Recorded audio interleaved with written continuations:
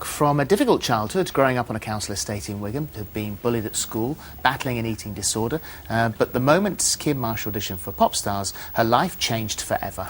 In just a few moments we will speak with Coronation Street's Kym, but first a little look at her in Rover's Return action. Hello, Rover's Return. Michelle, I'm not too late, am I?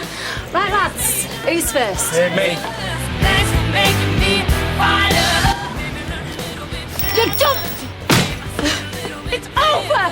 Now, what a scrawny slapper with all the class of a town centre toilet.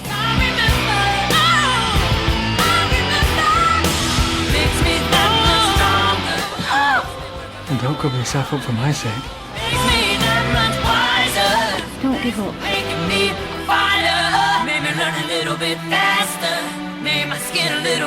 Imagine, won't you? Come with me. We'll sail the seven seas together. And here she is now, and welcome, lovely to see you. It's amazing. You look at all those clips. We're just saying there, we didn't realise how long you've been there. Yeah. You've been there for quite a few haircuts and hairstyles. Yeah, we had a few haircuts.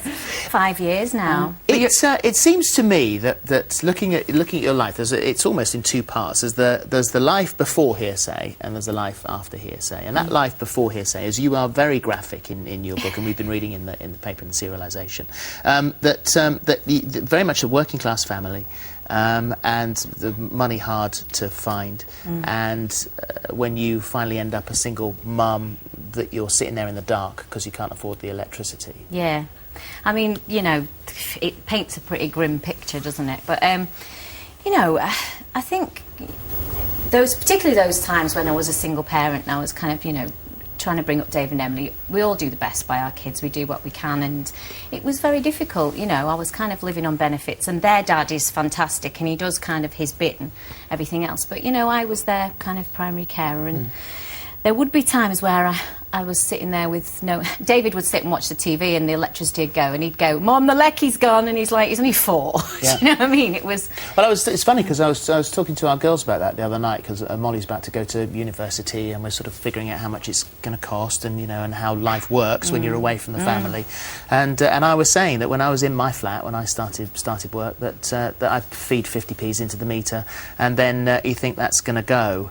Well, I won't need it overnight, I'll just let it go. And you wake up in the morning freezing because you had to leave the meter go overnight. Yeah, that's it, would happen. I don't think it does you any harm in later life, especially if you are lucky and successful later on, to realise that that's what it's like. Yeah, I agree. But for you, you must have been a woman with a dream. You know, really, you knew what you wanted to do. Yeah, I did know what I wanted to do, right from being very small. You know, I did know exactly what I wanted to do, and when I had David at 18, and by the time I was 21, I had 2 children. And my dad and mum were always really supportive and kind of, you know, live your dream, kind of go for what you want. And I left school without any qualifications, a lot to do with being bullied and unfortunately not being able to apply myself properly.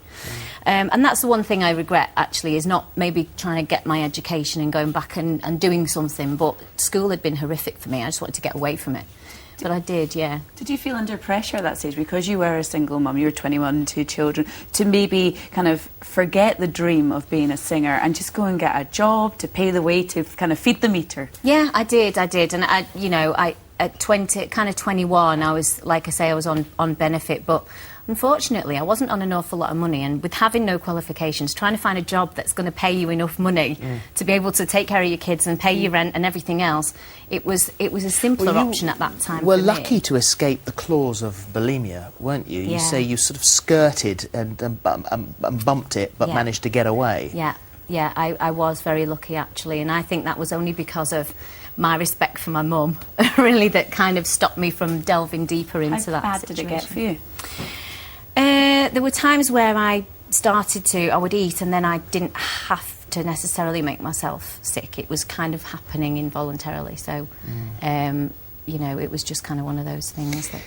You, so then finally, the dream happens. You reckon that you were, there was certainly an element of being, not being accepted into the music industry because you were a single mum, and that was a disadvantage. But when you finally got, it all happened, the story which we know, and there you are. It's Hearsay has been put together and the dream is realised.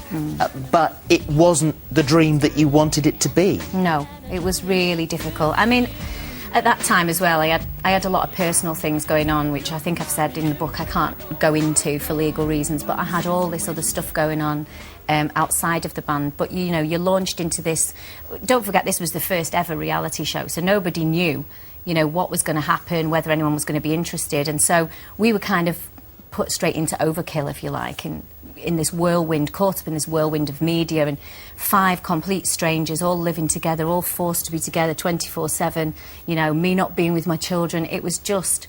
It was back in 2000, wasn't it? I remember Yeah. interviewing you loads, Yeah. and we always having to kind of really encourage you to talk about how grateful you were for this opportunity. Well, in actual fact, you were separated from your children, as you said. Yeah, I was.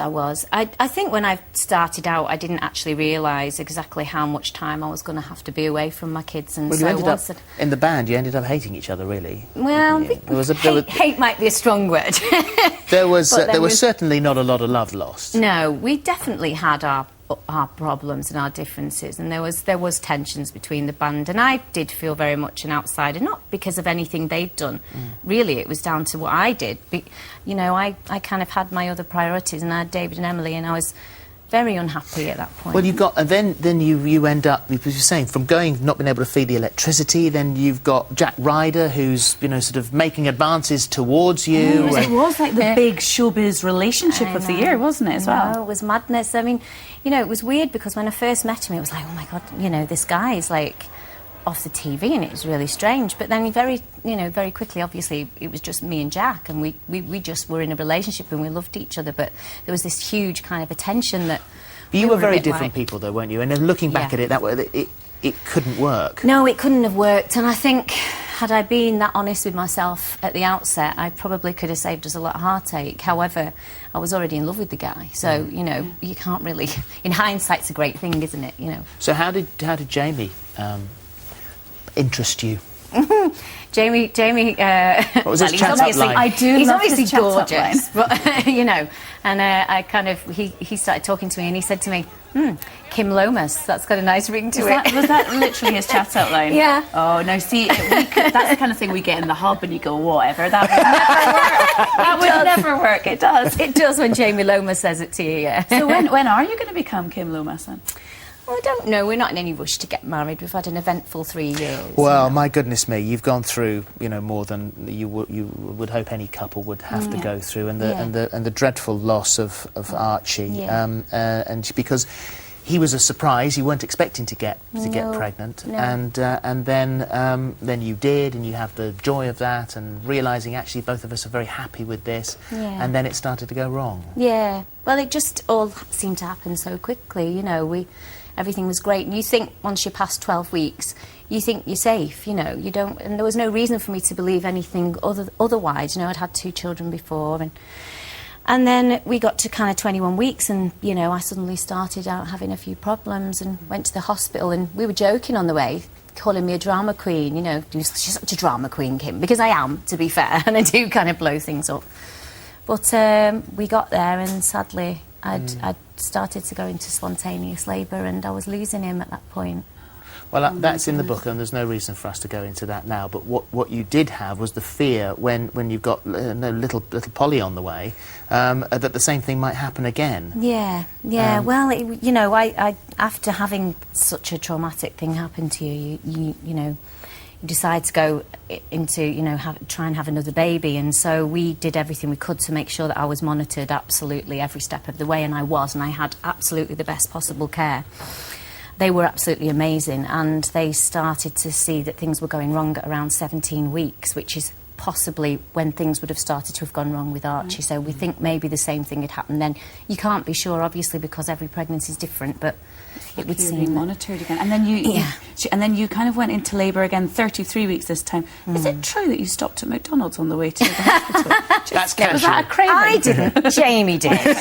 Let's get it right. And asked for a fillet of fish as well, which there's never one of them ready, is there? You know what I mean? It's the worst possible thing you could have asked for. Thank goodness that is a happy ending. Yeah. Thank goodness for that. Thank And you. you're back in Corrie in September? Yes, September I go back, so I'm really looking forward to that. I'm going back to work for a rest. Yeah, I'll bet. In the meantime, this is the very honest book that Kym has written from the heart, and thank you very much indeed I've for been reading coming in today. Serialisation this week as well. It's fascinating. It'll be a great read Thank too. you. Thank you. Thank you. Thank you very you. much.